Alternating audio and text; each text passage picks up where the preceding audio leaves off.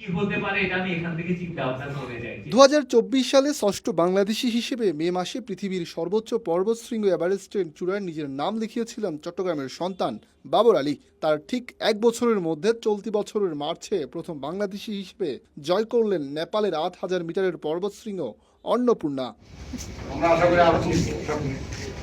এখনই থামতে চান না দেশের এই পর্বত আরোহী, একে একে জয় করতে চান বিশ্বের সর্বোচ্চ 8,000 মিটারের মোট 14টি পর্বত। পেশায় চিকিৎসক হলেও বাবর আলীর কাছে নেশা যেন পর্বত আহরণ করা। 14টি 8,000 মিটারের পর্বত আহরণ শেষে বসবেন বিয়ের পিঁড়িতে, এমনটাও বললেন তিনি।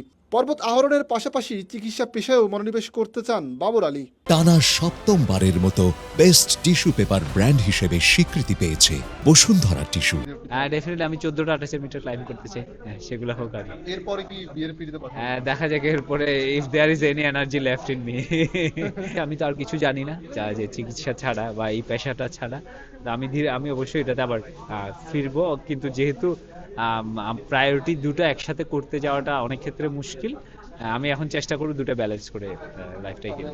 অন্নপূর্ণা জয় করে দেশে ফিরে নিজের ক্লাব ভার্টিক্যাল ড্রিমার্সকে বুঝিয়ে দেন দেশের লাল সবুজের পতাকা, যে পতাকা নিয়ে তিনি জয় করেন এভারেস্ট সহ মোট 3টি 8,000 মিটারের উঁচু পর্বত। তবে জানালেন এভারেস্টের চেয়ে অন্নপূর্ণা আহরণ করাটা ছিল অনেক বেশি কষ্টসাধ্য এবং কঠিন ব্যাপার। ছিল তুষার ধস সহ নানা প্রতিকূলতা। যাওয়ার সময় জাতীয় পতাকা তুলে দিতে হয় এবং পর্বত। সাদুল্লাল রাহাত, কালের কণ্ঠ, চট্টগ্রাম।